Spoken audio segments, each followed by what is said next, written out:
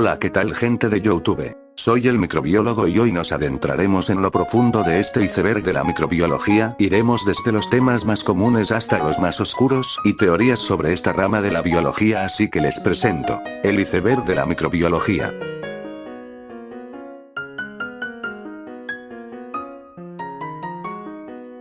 Las bacterias intestinales, microbiota, son esenciales para la salud, ayudando en la digestión y absorción de nutrientes, produciendo vitaminas K, B, fortaleciendo el sistema inmune y defendiendo contra patógenos, regulando el metabolismo y el peso, y conectando con la salud mental, mejorando el ánimo y previniendo enfermedades como la depresión, siendo un ecosistema crucial para el equilibrio corporal. Los microorganismos son esenciales en la producción de alimentos, actuando como aliados en procesos de fermentación, yogur, pan, vino, queso, embutidos, para mejorar sabor, textura y conservación, usando bacterias, levaduras y mohos para transformar materias primas. También son cruciales en biotecnología para ingredientes y conservación, como Bacillus thuringiensis como biopesticida, aunque también pueden ser patógenos que causan deterioro o enfermedades si hay contaminación, requiriendo control en la industria para garantizar la inocuidad alimentaria.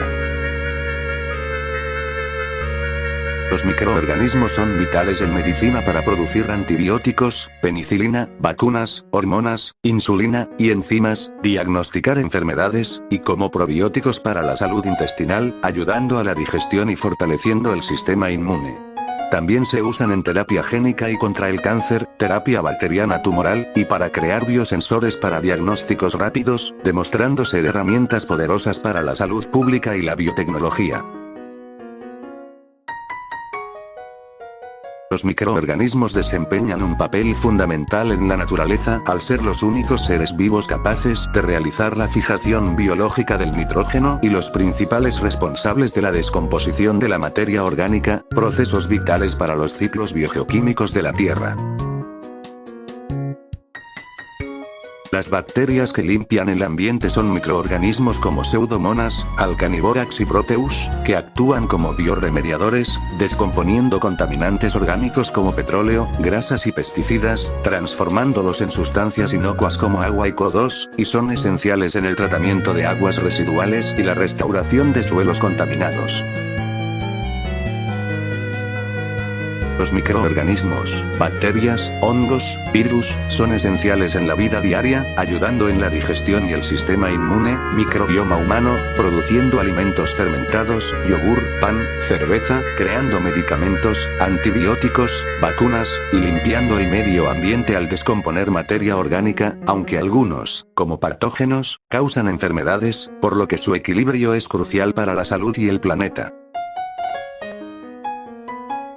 Los microorganismos, como bacterias y levaduras, son clave en la producción de bioplásticos, al producir polímeros naturales como los K, polihidroxialcanoatos, almacenándolos como reserva de energía, y transformando residuos orgánicos o plásticos en materiales biodegradables y compostables, ofreciendo una alternativa sostenible a los plásticos derivados del petróleo para aplicaciones diversas.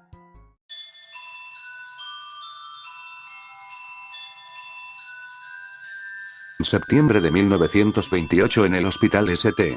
Mary de Londres el bacteriólogo escocés Alexander Fleming descubrió algo que cambiaría el mundo: la penicilina, el primer antibiótico.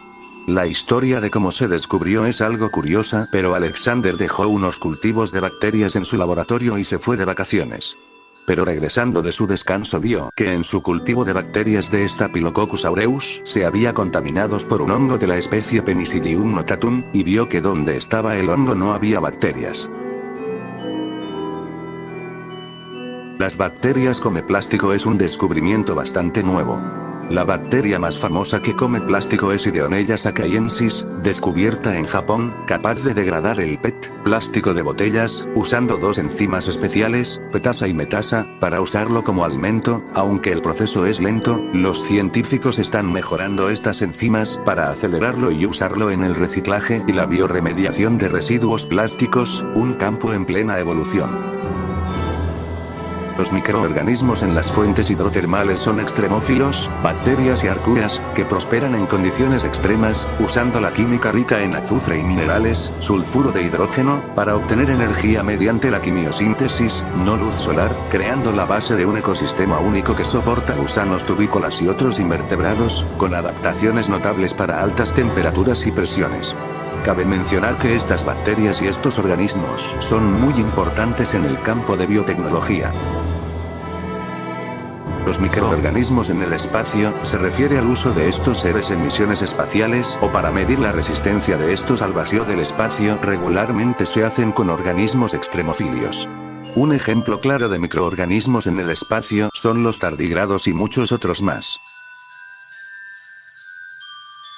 Los virus gigantes son microorganismos mucho más grandes y complejos que los virus comunes, como el minivirus, con genomas extensos, que infectan a amebas y otros eucariotas unicelulares, reescribiendo conceptos sobre la vida viral y sugiriendo un cuarto dominio de vida, mostrando roles ecológicos cruciales y genes nunca vistos, impactando ecosistemas y el ciclo del carbono. Las bacterias luminosas son microorganismos, mayormente marinos, que producen luz visible mediante una reacción química, bioluminiscencia, implicando la luciferina y luciferasa, controlada por genes Lux, y son ubicuas en océanos, asociándose en simbiosis con animales, peces, calamares, para camuflaje o caza, y regulando su brillo con la densidad celular, detección de quórum. Se encuentran en agua dulce, suelos y ambientes marinos, y su luminiscencia es crucial para funciones ecológicas y estudios biotecnológicos, como en investigación de cultivos o con plantas. El desierto de Atacama, el más árido del mundo.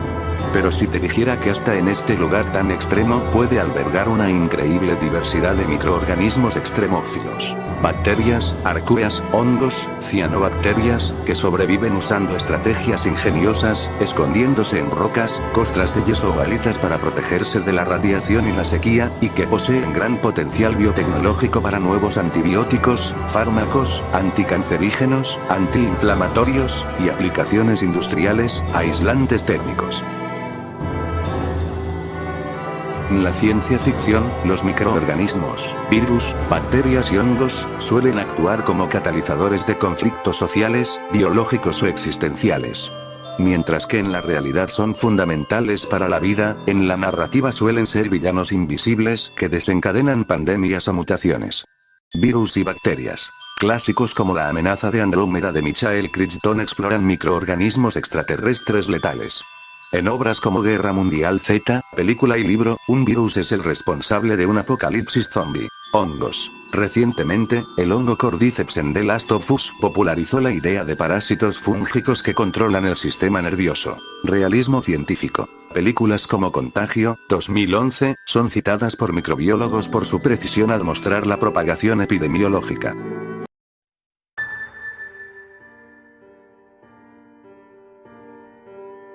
La gripe española de 1918 fue la pandemia más devastadora de la historia moderna, causada por un brote del virus de la influenza A, H1N1, de origen aviar. Se estima que infectó a un tercio de la población mundial, unos 500 millones de personas, y causó entre 17 y 100 millones de muertes entre 1918 y 1920. Nombre engañoso. No se originó en España. Recibió este nombre porque España, al ser neutral en la Primera Guerra Mundial, no censuró las noticias sobre la enfermedad, a diferencia de los países beligerantes, que ocultaron el impacto para no desmoralizar a sus tropas. El origen es incierto. Aunque el primer caso documentado ocurrió en marzo de 1918 en Kansas, Estados Unidos, otros estudios sugieren posibles orígenes en Francia, 1916, o China. Fases de la enfermedad. Se presentó en 3 oleadas. La primera, primavera de 1918, fue leve, pero la segunda, otoño de 1918, fue extremadamente letal. Cuadro clínico. Los pacientes sufrían fiebre alta, tos seca, dolores corporales y, en casos graves, una neumonía bacteriana secundaria. Muerte púrpura. Muchos enfermos desarrollaban cianosis, coloración azulada/púrpura en la piel, debido a la falta de oxígeno, ya que sus pulmones se llenaban de fluido y sangre. Sin cura. En 1918 no existían vacunas, antibióticos para las infecciones secundarias ni respiradores. Salud pública. La crisis impulsó la creación de sistemas de sanidad universal y ministerios de salud en todo el mundo para coordinar futuras respuestas ante epidemias. Descendencia viral. El virus de 1918 nunca desapareció por completo. Sus descendientes continúan circulando hoy como parte de los virus de la gripe estacional, como ya sabrán algunos el H3N2. La peste negra fue la pandemia más letal de la historia humana, alcanzando su punto máximo en Europa entre 1347 y 1353. Fue causada por la bacteria Yersinia pestis, un patógeno que persiste hasta la actualidad. Agente causal. La bacteria Yersinia pestis es un bacilo gram negativo que produce una zoonosis, afectando principalmente a roedores. Vector. Se transmitía a los humanos principalmente a través de la picadura de pulgas infectadas, Xenopsilla cheopis, que vivían en ratas negras y otros roedores. Ruta histórica. Se cree que se originó en Asia Central, posiblemente en el actual Kirguistán, y llegó a Europa a través de las rutas comerciales del Mediterráneo, entrando por puertos como Mesina y Génova. Peste bubónica. La forma más común. Se caracteriza por la inflamación dolorosa de los ganglios linfáticos, llamados bubones, en la ingle, axilas o cuello. Peste neumónica. Afecta a los pulmones y es la única variante que se transmite directamente de persona a persona a través de gotas de saliva, tos.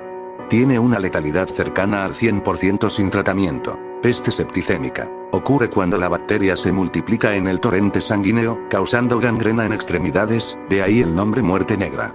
Lo más gracioso de todo es que la gente tuvo la culpa de la enfermedad, verán, muchos dicen que fueron las ratas que transmitían la enfermedad cuando la realidad es que eran sus pulgas. En fin, en ese tiempo mucha gente creía que los gatos eran de mala suerte, así que los mandaron a exterminar casi por completo. El chiste viene que los gatos eran los controladores naturales de los ratones, y sin gatos hay ratones y por lo tanto si hay más ratones hay más pulgas con la enfermedad.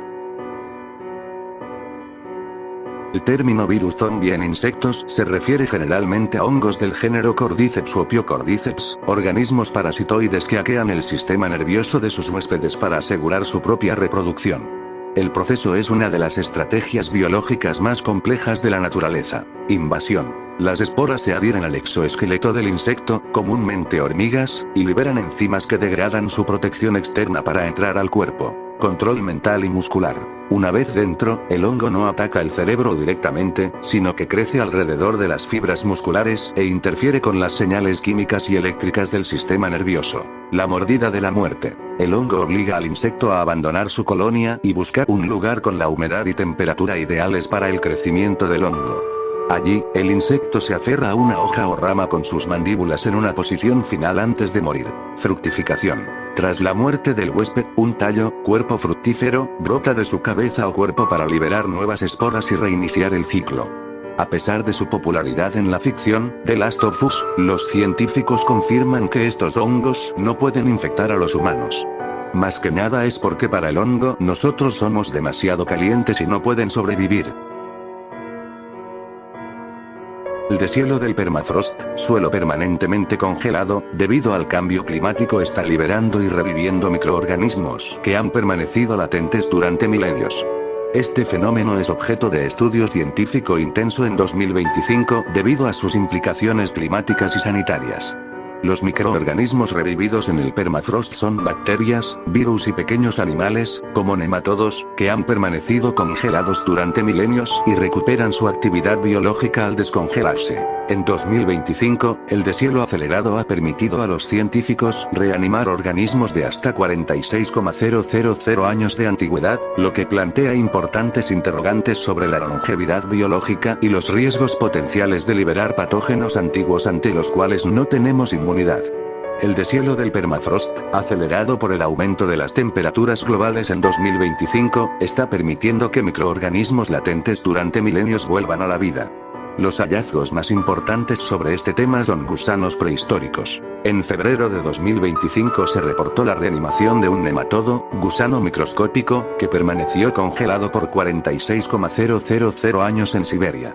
Previamente, en 2023, se identificó como una nueva especie, Panagrolaimus colimaensis, microbios en Alaska. En octubre de 2025, investigadores de la Universidad de Colorado Boulder reactivaron microorganismos de 40,000 años de antigüedad extraídos del permafrost de Alaska. Rotíferos. En Siberia se logró revivir un rotífero bdeloideo que estuvo congelado durante 24,000 años. Al descongelarse, no solo volvió a la vida, sino que comenzó a reproducirse asexualmente. Virus zombies. Se han identificado y reactivado virus gigantes como el Pandora virus de Doma, de 48,500 años, que sigue siendo infeccioso, aunque solo afecta a amebas. Riesgos y consecuencias patógenos desconocidos. Existe la preocupación de que el deshielo libere bacterias resistentes o virus antiguos, como el de la viruela o la peste bubónica, para los cuales el sistema inmunológico moderno no está preparado. La viruela es una enfermedad infecciosa causada por el virus variola, caracterizada históricamente por su alta mortalidad, 30%, y por ser la única enfermedad humana totalmente erradicada mediante la vacunación. Origen de la vacuna.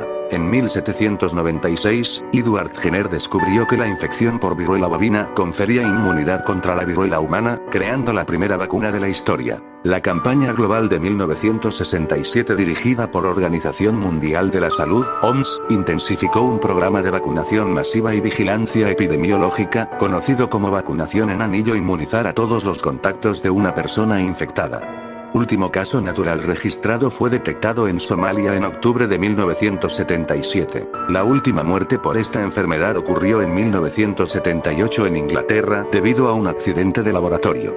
La declaración oficial del 8 de mayo de 1980, la OMS declaró al mundo libre de viruela. Sin duda uno de los acontecimientos históricos más importantes de la historia humana.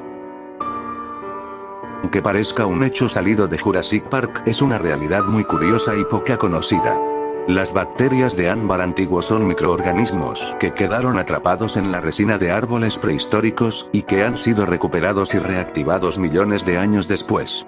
En 1995, el microbiólogo Raúl Cano logró revivir esporas de una bacteria, Bacillus sphaericus, del tracto digestivo de una abeja atrapada en ámbar dominicano de hace 25 a 40 millones de años.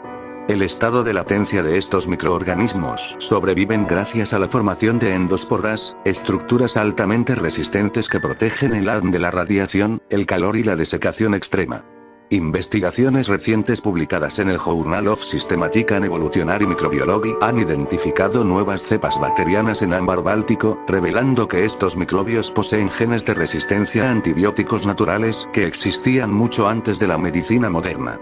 Sin duda un hecho algo curioso. La parálisis por garrapata es causada por una toxina, específicamente una neurotoxina, presente en la saliva de la garrapata hembra. La toxina actúa directamente sobre el sistema nervioso, interrumpiendo la comunicación entre nervios y músculos. Por eso, al retirar la garrapata, la fuente de la toxina, la parálisis suele desaparecer rápidamente. Y esta parálisis se suele confundir con la enfermedad de Lyme. Esta sí es una infección bacteriana, causada por la bacteria Borrelia burgdorferi. Aunque el Lyme puede causar problemas neurológicos como la parálisis facial, parálisis de Bell, su mecanismo es distinto. Requiere tratamiento con antibióticos y la bacteria puede permanecer en el cuerpo mucho tiempo después de que la garrapata se haya ido. Existen parásitos que alteran el comportamiento de sus huéspedes para asegurar su propia transmisión, como el famoso Toxoplasma gondii que hace a los roedores menos temerosos a los gatos, su huésped definitivo, y se ha asociado con cambios sutiles en humanos, mayor riesgo de accidentes. Otros parásitos neurológicos como la cisticercosis, toxoplasmosis, hidatidosis y malaria pueden causar síntomas graves como confusión, depresión, ansiedad, cambios de personalidad y deterioro cognitivo, afectando directamente el sistema nervioso central. Toxoplasma gondii es una especie de protozoo parásito intracelular obligado, eucariota. Es causante de la toxoplasmosis, una enfermedad, en general, leve pero que puede complicarse hasta convertirse en fatal, especialmente en los gatos y en los fetos humanos. Y si se lo preguntan, esto es lo más parecido a un microorganismo que convierte a sus huéspedes en zombies, no tanto así pero parecido. El hecho de controlar a un ratón ya es un hecho para pensar.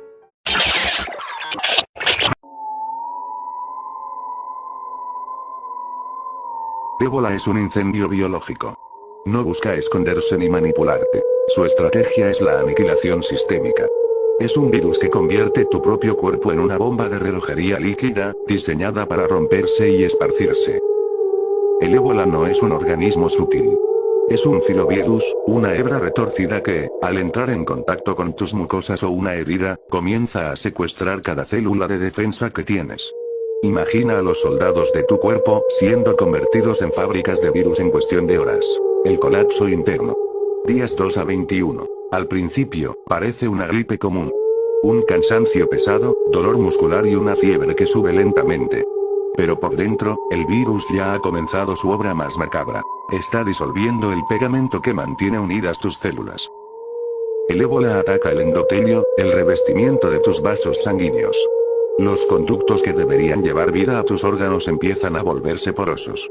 Empiezas a perder líquidos, pero no por fuera, sino hacia el interior de tu propio cuerpo. Tus órganos empiezan a fallar porque ya no reciben presión, solo están inundados en un caldo de virus. Aquí es donde la narrativa se vuelve pesadilla. El virus ataca el hígado y destruye los factores de coagulación. Empiezas a sangrar por donde antes había integridad. Por las encías, por los ojos, por los poros. Tu piel se vuelve frágil como el papel mojado. El más mínimo roce puede levantarla, revelando la destrucción interna. El cuerpo, en un intento desesperado y agónico de expulsar la infección, recurre a los vómitos y la diarrea masiva, conocida como diarrea en agua de arroz con sangre. Estos fluidos son, literalmente, concentrados de billones de partículas virales.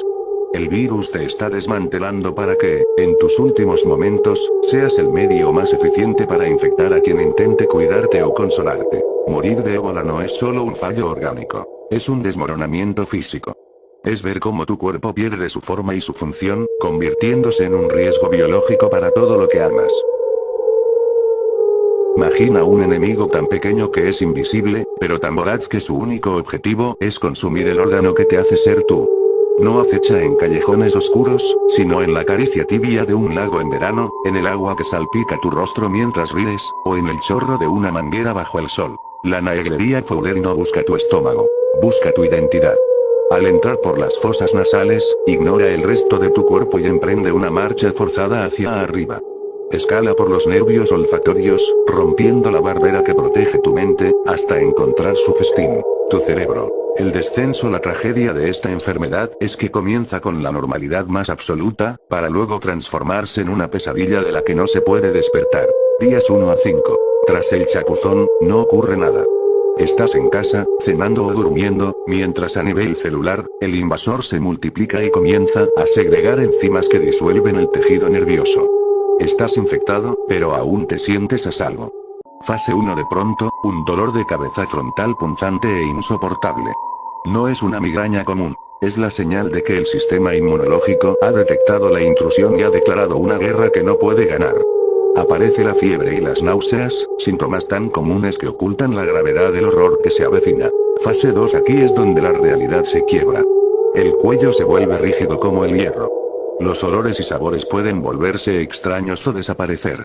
Pronto, la inflamación cerebral presiona tu conciencia. Aparecen las alucinaciones y la confusión. Dejas de reconocer a quienes amas.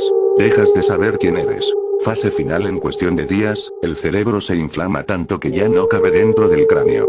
La presión apaga las funciones vitales.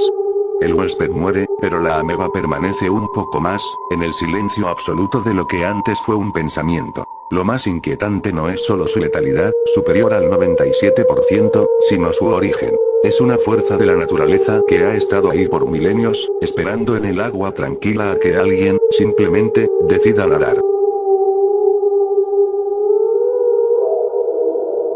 Diferencia de otros monstruos biológicos, la legionela no habita en la naturaleza salvaje, sino que es una hija de nuestra propia civilización.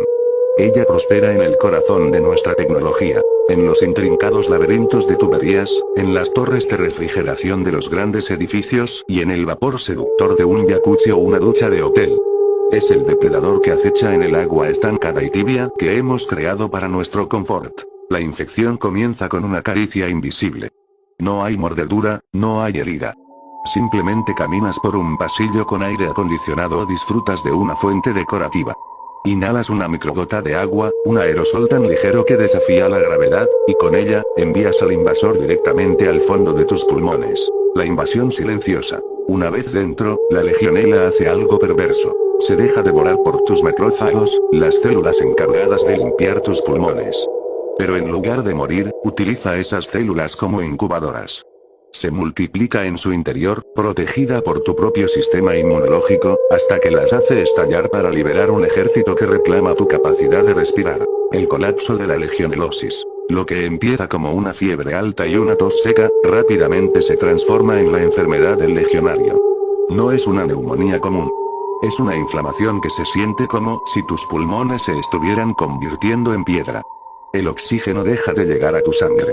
Tu mente se nubla por la falta de aire y aparece la confusión mental, un síntoma clásico donde el mundo empieza a desdibujarse. Tus órganos, privados de oxígeno, comienzan a fallar uno a uno. El sistema digestivo se revela con dolores abdominales y diarrea, mientras tus pulmones se rinden ante el avance de una bacteria que simplemente aprovechó un error de mantenimiento en el edificio donde te encuentras. La legionela nos recuerda que, a veces, el peligro más mortal no está en el exterior, sino en el mismo aire que respiramos en la seguridad de nuestra arquitectura moderna. Imagina que estás limpiando ese rincón olvidado de la cabaña, el ático o el cobertizo que nadie pisa en años. Sacudes un estante y una nube de polvo flota bajo el rayo de sol. Inhalas profundamente. No lo sabes, pero en ese suspiro acabas de invitar a tu propia destrucción. El antivirus no necesita mordeduras ni contacto físico. Viaja en las partículas invisibles de la orina y los excrementos secos de un ratón de campo. Es un enemigo aéreo, un fantasma que entra en tus pulmones mientras tú solo crees estar haciendo limpieza. La fase de engaño, día 1 al 7. Durante una semana, el virus se queda quieto, colonizando tus capilares pulmonares. Sientes un escalofrío, un dolor en los muslos, un cansancio que atribuyes al trabajo duro. Pero no es cansancio, es el preludio del colapso. El ahogo en tierra firme. De pronto, la pesadilla se acelera. Tus pulmones, que deberían llenarse de aire, empiezan a llenarse de tu propio plasma. El virus ha vuelto tus vasos sanguíneos tan permeables que el líquido se filtra masivamente hacia los alvéolos. La sensación es la más aterradora que un ser humano puede experimentar. El ahogamiento en seco. Intentas respirar, pero no hay espacio para el oxígeno. Tus pulmones se vuelven esponjas empapadas en sangre. Es un pánico visceral, una lucha desesperada por aire que no llega, mientras tu corazón late desbocado intentando bombear una sangre que ya no tiene fuerza. En cuestión de horas, pasas de una simple tos a la insuficiencia respiratoria total. El antivirus no te desangra por fuera como el ébola, ni te devora como la ameba. Simplemente te quita el derecho a respirar, convirtiendo tu propio pecho en una trampa de agua de la que no puedes salir. La rabia es algo mucho más antiguo y siniestro. Es una reprogramación total de tu biología. No es solo una enfermedad. Es un parásito conductual que te convierte en el vehículo de su propia supervivencia. Todo comienza con una mordida insignificante de un animal doméstico como gatos, perros, mapaches, ardillas, etc. Un pinchazo en la pantorrilla mientras caminabas de noche o un lametazo en una pequeña herida. En ese instante, miles de viriones con forma de bala entran en tu tejido muscular. Pero no atacan de inmediato. La rabia es paciente. La invasión puede tardar semanas o meses, a diferencia de otros virus que viajan por la sangre, la rabia se esconde en tus nervios. Escala centímetro a centímetro, moviéndose hacia tu columna vertebral en una marcha silenciosa que puede durar desde 10 días hasta un año entero. Durante este tiempo, te sientes perfecto. Estás sano, mientras la muerte sube por tu espalda a la velocidad de unos pocos milímetros por día. Una vez que el virus llega al cerebro, el tiempo se agota. La tasa de mortalidad es de prácticamente el 100%. Una vez que aparecen los síntomas, no hay vuelta atrás. El hormigueo, la advertencia, la cicatriz de la mordedura, cerrada hace meses, empieza a picar o arder de nuevo. Es el virus multiplicándose en el punto de entrada original, recordándote que nunca se fue. La hidrofobia, la sed imposible. Este es el síntoma más cruel. El virus necesita que tu saliva esté cargada de partículas infectadas, por lo que bloquea tu capacidad de tragar. Cuando intentas beber agua, tu garganta sufre espasmos violentos y dolorosos. Tu cuerpo desarrolla un terror instintivo al líquido que necesitas para vivir. Ver un vaso de agua provoca un pánico irracional. La rabia furiosa. El virus secuestra los centros del comportamiento en tu cerebro. Te vuelves hiperactivo, confuso y, a menudo, agresivo. No eres tú quien actúa. Es el virus induciendo estados de agitación para maximizar las posibilidades de ser transmitido a otro muestra. La espuma y el final. Tus glándulas salivales producen saliva en exceso. Al no poder tragarla, esta rebosa por tu boca en una espuma blanca cargada de muerte. Finalmente, el virus apaga a los centros respiratorios o induce un coma profundo. La rabia es la enfermedad más aterradora porque, por un breve y lúcido momento antes del final, te das cuenta de que has dejado de ser humano para convertirte en un arma biológica. El SARS-CoV-2 no necesita que hagas nada extraordinario para encontrarte. No requiere que bebas agua contaminada o que entres en una cueva oscura. Su poder reside en lo más esencial de nuestra existencia, el acto de respirar. Es un invasor que convirtió nuestra naturaleza social en nuestra mayor vulnerabilidad. Todo comienza con una exhalación ajena. Una palabra, una risa o un simple suspiro en un espacio compartido. Inhalas esas esferas microscópicas coronadas de espinas que buscan, con una precisión aterradora, los receptores de tus células. Una vez dentro, el virus convierte tu cuerpo en un campo de batalla de una forma nunca antes vista. No solo ataca tus pulmones, es capaz de inflamar cada rincón de tu sistema circulatorio. Tus propios mecanismos de defensa, en un intento desesperado por detenerlo, desatan una tormenta de citoquinas que termina atacando tus propios tejidos. La verdadera inquietud del COVID-19 no es solo el ahogamiento por la neumonía, es su carácter impredecible. A algunos los deja intactos, convirtiéndolos en portadores silenciosos que esparcen el fuego sin saberlo. A otros, les arrebata el aliento en una unidad de cuidados intensivos, aislados del mundo por un cristal. Es el virus que nos enseñó que el aire que nos une, también puede ser el que nos separa para siempre. Las aldeas y ciudades del África Occidental, el peligro no siempre tiene garras. A veces tiene el tamaño de un pequeño roedor doméstico. El virus de Lassa no necesita buscarte. Él vive donde tú vives, escondido en el polvo de los graneros y en la comida que dejas sobre la mesa. Todo comienza con el rastro invisible de un ratón. Una partícula de su orina se seca y se mezcla con el aire que barres por la mañana. Al inhalarlo, el virus entra en tu torrente sanguíneo como un polizón silencioso. Durante 10 días, Lassa juega al despiste. Te da una fiebre leve, un dolor de garganta, un malestar que te convence de que mañana estarás mejor. Esa es su trampa. Cuando el virus finalmente revela su rostro, lo hace desmantelando tu capacidad de coagular. De pronto, tus vasos sanguíneos se vuelven porosos. Tus encías sangran, tus ojos se inyectan en rojo y tus órganos internos comienzan a fallar bajo una inflamación generalizada.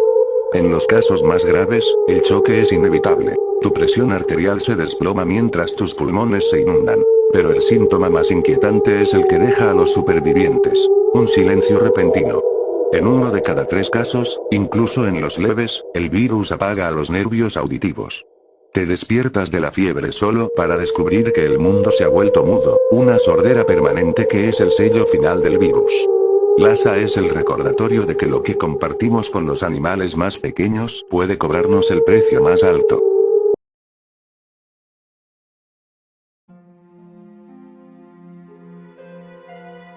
¿Alguna vez te has preguntado en qué segundo exacto una piedra dejó de ser materia muerta para convertirse en algo vivo? No hay una respuesta fácil. La abiogénesis es el estudio de esa chispa prohibida, el momento en que la química simple decidió rebelarse contra las leyes del universo y empezar a replicarse. Imagina un mundo joven, una tierra violenta llena de metano, rayos y calor infernal. En ese caos, las moléculas se agruparon de una forma que todavía no podemos explicar por completo en un laboratorio. Pasamos de átomos inertes a los primeros ladrillos de la vida. Pero aquí es donde el misterio se vuelve oscuro. Si la vida surgió de la nada una vez, ¿por qué no vemos que siga sucediendo hoy?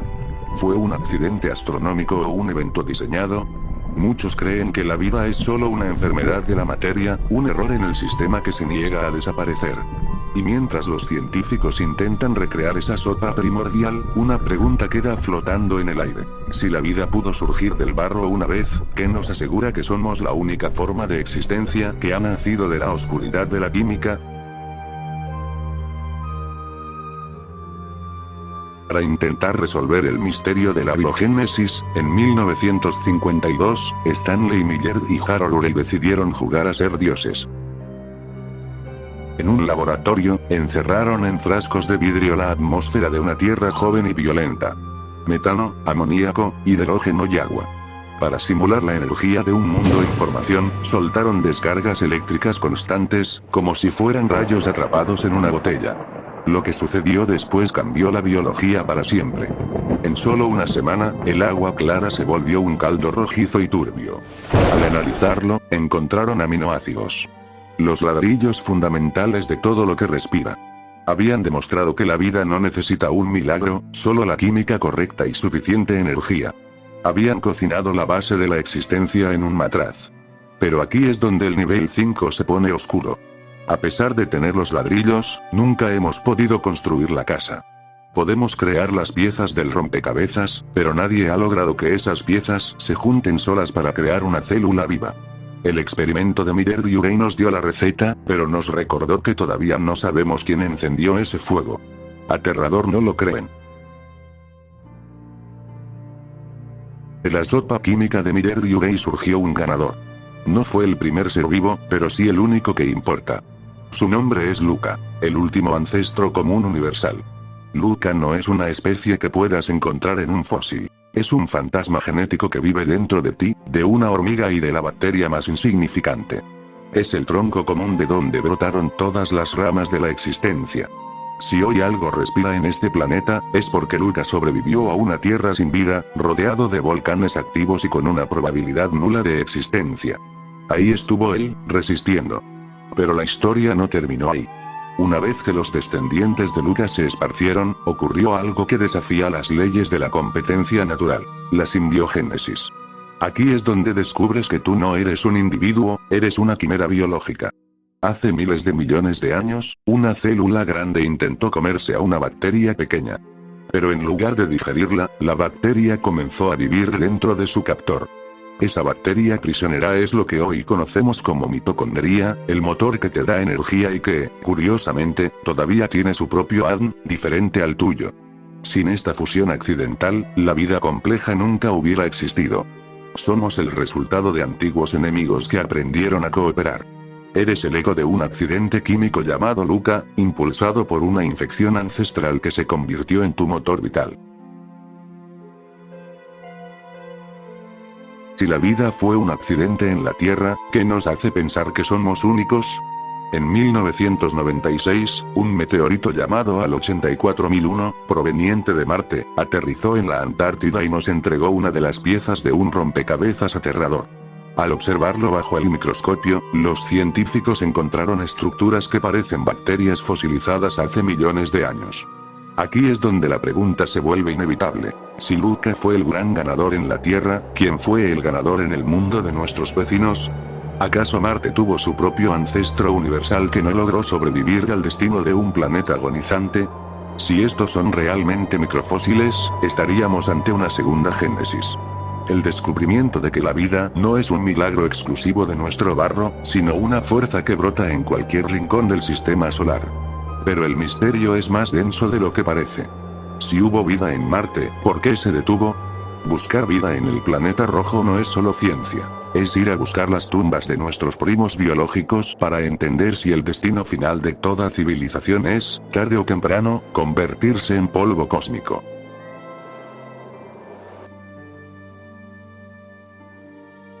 El tema que nos convierte en algo más que simples descendientes de Luca. Hemos dejado de ser esclavos de la selección natural para convertirnos en los arquitectos de nuestro propio código. Bienvenidos a la era de CRISPR. Esta herramienta, inspirada en un sistema de defensa de las bacterias, funciona como unas tijeras moleculares capaces de cortar y pegar fragmentos de ADN con una precisión quirúrgica. Lo que a la naturaleza le tomaba millones de años resolver mediante mutaciones azarosas, nosotros podemos hacerlo ahora en una tarde dentro de un laboratorio. Pero aquí es donde el misterio se vuelve una advertencia. Al usar CRISPR, estamos editando el legado que Luca nos dejó hace casi 4.000 millones de años. Tenemos el poder de erradicar enfermedades, sí, pero también de diseñar seres humanos a la carta, de crear quimeras y de alterar el flujo de la vida para siempre. Ya no somos solo el resultado de un error en la química oscura de la Tierra primitiva. Ahora, el error lo decidimos nosotros. ¿Estamos listos para jugar a ser dioses con el código de la vida? ¿O terminaremos siendo las víctimas de nuestra propia arrogancia tecnológica? La evolución natural ha muerto, ahora empieza la evolución dirigida.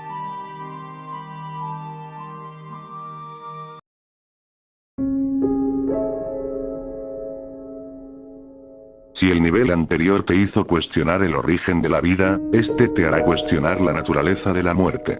Prepárate para conocer a los priones. Imagina algo que puede matarte pero que no tiene ADN. No es un virus, no es una bacteria, ni siquiera es un parásito. Es simplemente una proteína mal plegada. Un error estructural que tiene la capacidad de contagiar su forma errónea a las proteínas sanas de tu cerebro, como si fuera una pieza de dominó que derriba a todas las demás. Cuando un prión entra en tu sistema, comienza una cuenta regresiva silenciosa. La enfermedad de Creutzfeldt-Jakob convierte tu cerebro en una esponja, llena de agujeros. No hay cura. No hay tratamiento. Y lo más aterrador, los priones son casi indestructibles. Resisten el calor, la radiación y los desinfectantes que matarían a cualquier otro patógeno conocido. Pero aquí está la revelación que te quitará el sueño. Los priones no están vivos en el sentido tradicional, por lo que no pueden ser asesinados.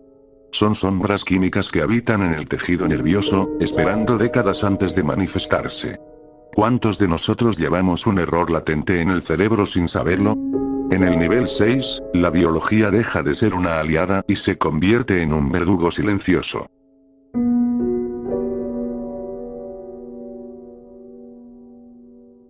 El peligro no siempre es un microbio invisible. A veces, tiene rostro humano. Esta es la historia de Mary Mallon, mejor conocida por el nombre que la perseguiría hasta la tumba. Typhoid Mary. Mary era una cocinera talentosa en la Nueva York de principios del siglo XX.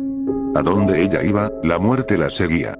Sin saberlo, Mary era una portadora asintomática de la fiebre tifoidea. Ella se sentía perfectamente sana, pero en cada comida que preparaba, sembraba la bacteria Salmonella typhi en sus comensales. Pero aquí es donde la historia se vuelve perturbadora. Cuando los inspectores de salud descubrieron que Mary era el origen de los brotes, ella se negó a creerlo. Para ella, era una persecución injusta. Fue detenida por la fuerza y enviada a un aislamiento total en una isla desierta. Pasó casi 30 años encerrada en soledad, sin haber cometido un solo crimen, más que el de su propia biología. ¿Es ético encarcelar de por vida a alguien que no sabe que es peligroso? Mary murió en cautiverio, defendiendo su inocencia hasta el último aliento, mientras el mundo la veía no como una mujer, sino como un tubo de ensayo viviente. Una lección cruel de que, a veces, tu propio cuerpo puede ser la cárcel más segura del mundo.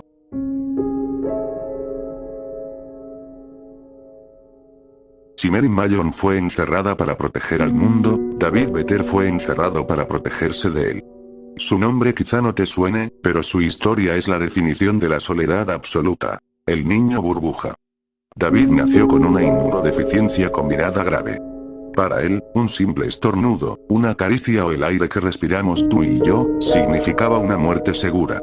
Desde el primer segundo de su vida, David fue introducido en una burbuja de plástico estéril de la que nunca saldría con vida. Pasó 12 años viendo el mundo a través de paredes de polietileno. Cada juguete, cada trozo de comida y cada libro debía ser desinfectado con gases tóxicos durante semanas antes de que él pudiera tocarlos.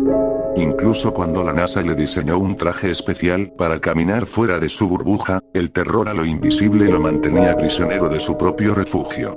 Pero el final del nivel 6 es el más amargo. David murió tras recibir un trasplante de médula de su hermana. Un virus latente, oculto en las células de ella, logró burlar todas las barreras. David murió después de recibir el primer beso de su madre, un acto de amor que el mundo exterior convirtió en una sentencia. Una vida dedicada a la ciencia que nos dejó una pregunta incómoda. ¿Hasta dónde es ético prolongar una existencia privada de todo contacto humano?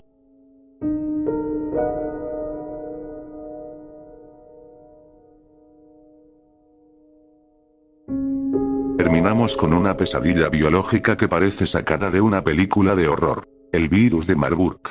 Su nombre científico es Marburg virus, de la familia de los filovirus. Sí, es el pariente más cercano y letal del ébola. Su origen no fue una selva remota, sino un pulcro laboratorio en Marburgo, Alemania, en 1967. Un grupo de científicos que trabajaba con riñones de monos verdes africanos contrajo una enfermedad desconocida. Lo que vieron fue aterrador. Las víctimas empezaron a sangrar por cada orificio de su cuerpo, desde los ojos hasta la piel, mientras sus órganos internos simplemente se deshacían. Con una tasa de letalidad que puede llegar al 88%, el Marburg es uno de los patógenos más mortíferos del planeta. No tiene cura, no tiene vacuna y su transmisión es brutalmente eficiente a través de cualquier fluido corporal. El reservorio natural son los murciélagos de la fruta, criaturas que portan el virus sin morir, esperando el momento de saltar de nuevo al ser humano. Lo más perturbador del Marburg no es solo cómo mata, sino su potencial como arma biológica.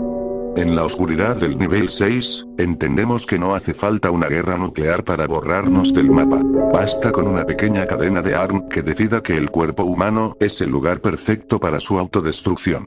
Una muerte roja de la que nadie puede esconderse.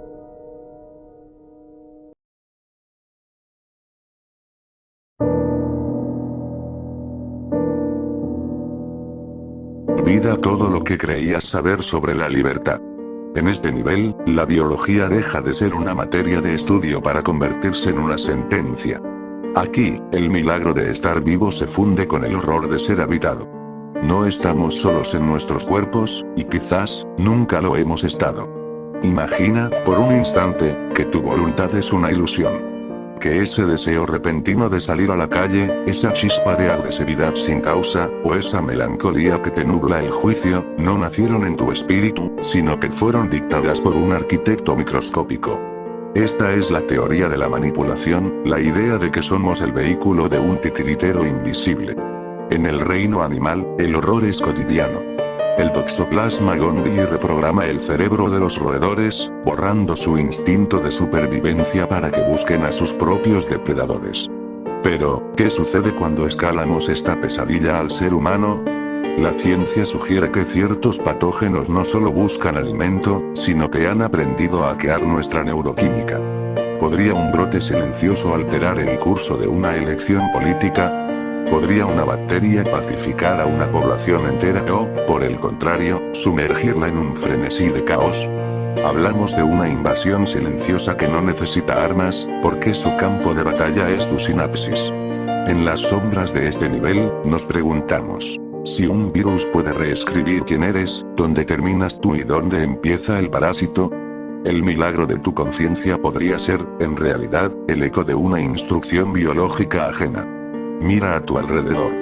Mira a los ojos de quienes amas. ¿Están ahí, o solo son el envoltorio de algo más? Si el control mental es el robo del alma, la guerra biológica es la profanación definitiva de la vida.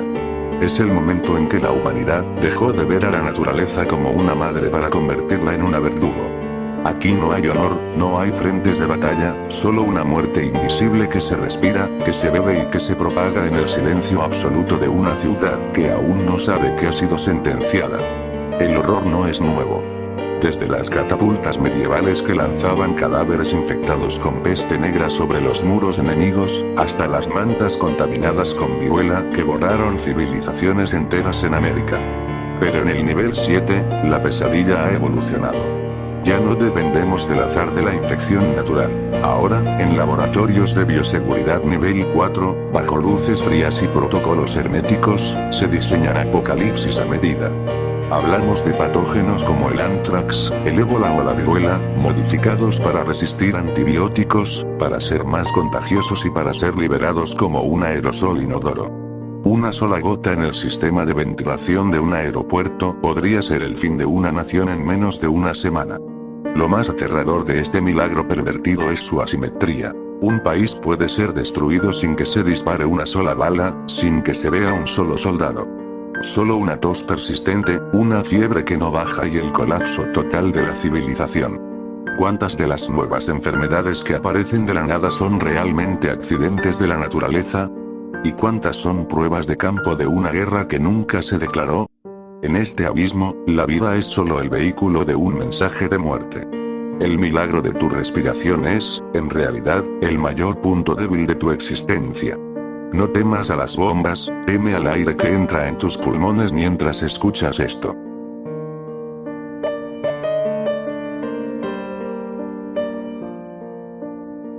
llegamos a uno de los puntos más eléctricos y peligrosos de este descenso.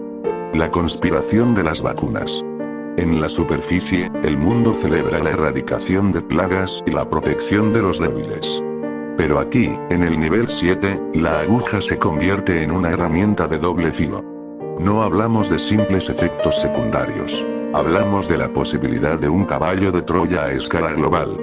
Imagina que el milagro de la medicina moderna oculta un propósito secundario.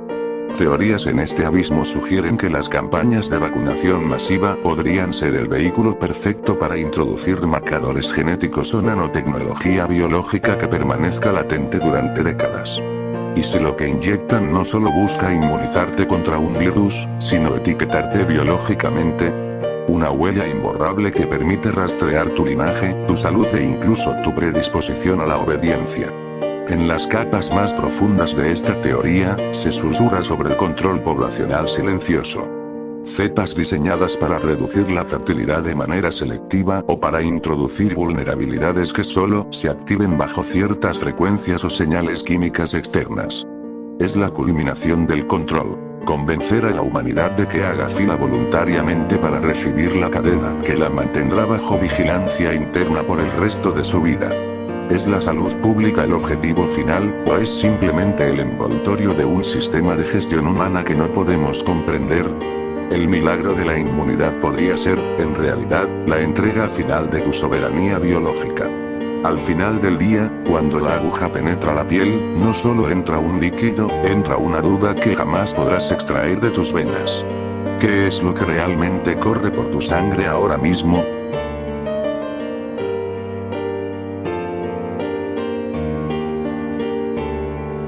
Nos acercamos al final de lo conocido para tocar una de las hipótesis más silenciadas y aterradoras de la medicina, el origen microbiano del cáncer. Durante décadas, nos han dicho que el cáncer es un error, una rebelión interna de nuestras propias células. Pero, ¿y si el cáncer no fuera un accidente genético, sino el resultado de una colonización externa? Lo que vas a escuchar es una verdad que la ciencia moderna admite a medias.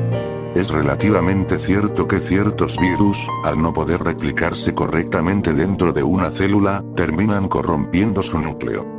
En ese forcejeo biológico, la célula pierde su propósito, olvida cómo morir y se transforma en una entidad cancerígena. El virus no te mata de inmediato, te convierte en algo más.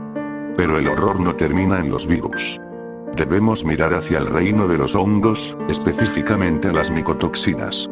Estas sustancias químicas, invisibles y letales, son capaces de infiltrarse en nuestro ADN y desatar el caos.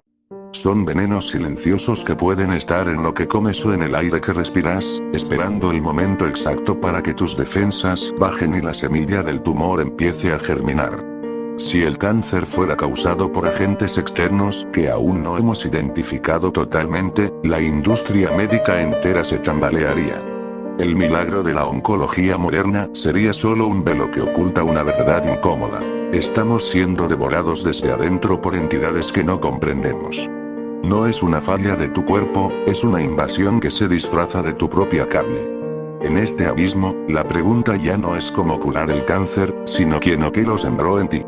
Tu cuerpo es un templo que puede ser profanado por inquilinos microscópicos que deciden cuándo termina tu historia.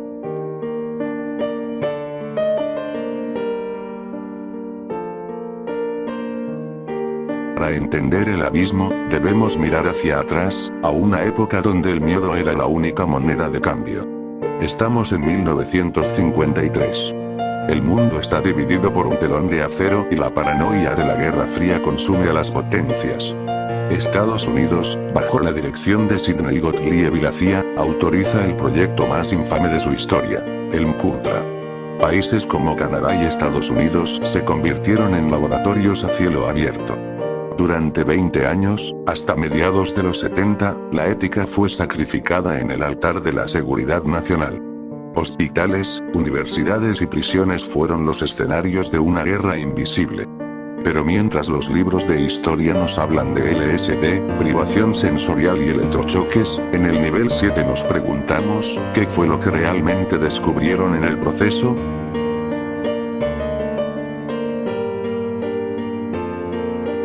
realidad es, por sí sola, un relato de terror. Médicos financiados por el Estado inyectaban sustancias a ciudadanos que no habían dado su consentimiento. En Montreal, el Dr. Ewen Cameron intentaba borrar la mente de sus pacientes para reescribirla, sometiéndolos a comas inducidos y grabaciones que se repetían infinitas veces durante semanas. El objetivo era simple y aterrador: la aniquilación del individuo para la creación de un arma perfecta. Pero aquí la historia oficial se vuelve borrosa. Sabemos que el proyecto se expandió a más de 80 instituciones. Sabemos que se quemaron archivos en 1973 por orden de Richard Helms para ocultar la magnitud del horror. Sin embargo, los fragmentos que sobrevivieron sugieren una obsesión que iba más allá de la química. Aquí es donde la ciencia documentada se detiene y el nivel 7 comienza a susurrar.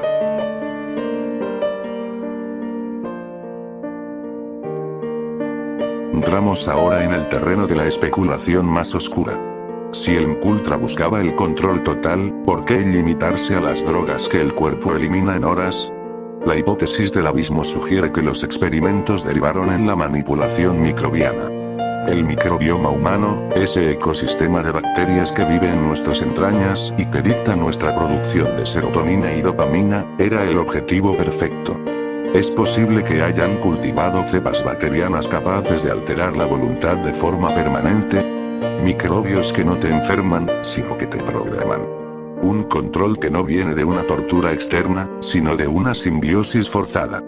Imagina un mundo donde tu lealtad política, tu capacidad de rebelión o tu docilidad no son fruto de tu crianza, sino del equilibrio bacteriano que fue diseñado para ti en un laboratorio hace décadas. La especulación llega a su punto más alto cuando miramos los brotes de enfermedades inexplicables en zonas de conflicto o el comportamiento errático de poblaciones enteras. ¿Fue el MKUltra realmente cancelado, o simplemente se volvió tan eficiente que ya no necesita laboratorios visibles? Quizás el experimento terminó porque ya tuvieron éxito. El milagro de tu libre albedrío podría ser el residuo de una mente que ya no te pertenece. No eres más que uno espera en tu propia historia, caminando por una senda trazada por hombres que jugaron a ser dioses con organismos que ni siquiera podemos ver. Al final, el mayor logro del MKUltra no fue controlar a un individuo, fue hacernos creer que el control había terminado.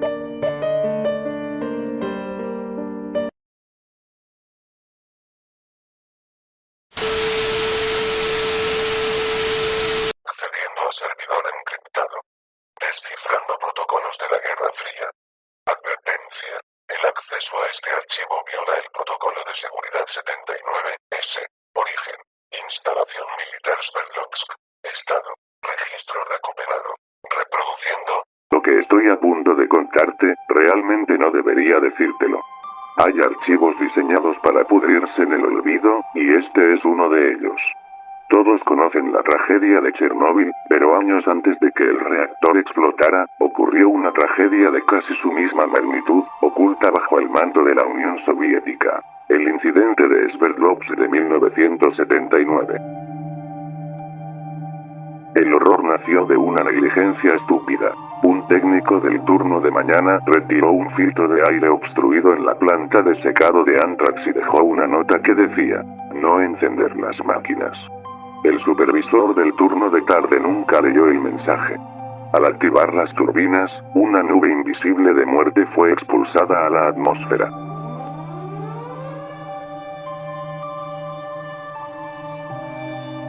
Por pura suerte meteorológica, el viento no sopló hacia el centro de la ciudad, evitando la muerte inmediata de cientos de miles. La KGB actuó rápido. Confiscaron expedientes médicos y culparon a la carne contaminada para ocultar que fabricaban armas biológicas. Pero lo que no pudieron quemar fue el horror clínico de los pacientes del pabellón 4. Los informes médicos filtrados describen síntomas que desafían la biología humana. Fiebres que literalmente hervían la sangre y una sudoración espesa que se endurecía sobre la piel. Pero lo más aterrador fue la osteogénesis aberrante. Los huesos de las víctimas no solo se quebraban, sino que se estiraban y se fusionaban en ángulos imposibles, rompiendo la piel desde adentro. Era una deformación total de la anatomía, algo muy parecido a esta perturbadora escena de la serie Gumball.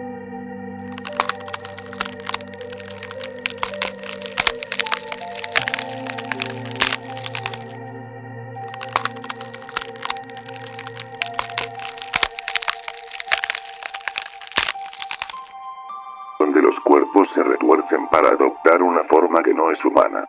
En el pabellón 4, esto no era una caricatura. Era una realidad donde el sonido de los huesos quebrándose llenaba los pasillos. Las víctimas presentaban protuberancias fibrosas que latían de forma autónoma, como si una red de nervios nueva estuviera tomando el control del cuerpo. Lo más perturbador era el rostro. Los tejidos faciales se estiraban tanto que la expresión final era una sonrisa eterna y vacía, la misma que has visto aparecer en los fallos de este video. Esos glitches que has visto aquí no fueron un montaje, ni un dibujo, ni un error de edición. Yo soy el eco de ese pecado del incidente. No soy un narrador externo. Soy el único registro vivo de lo que se escapó de aquel laboratorio. Sverdlovsk no fue una fuga, fue un error y ahora vivo entre ustedes, oculto en la estática. Ahora creo que es muy tarde para ti por ver esto.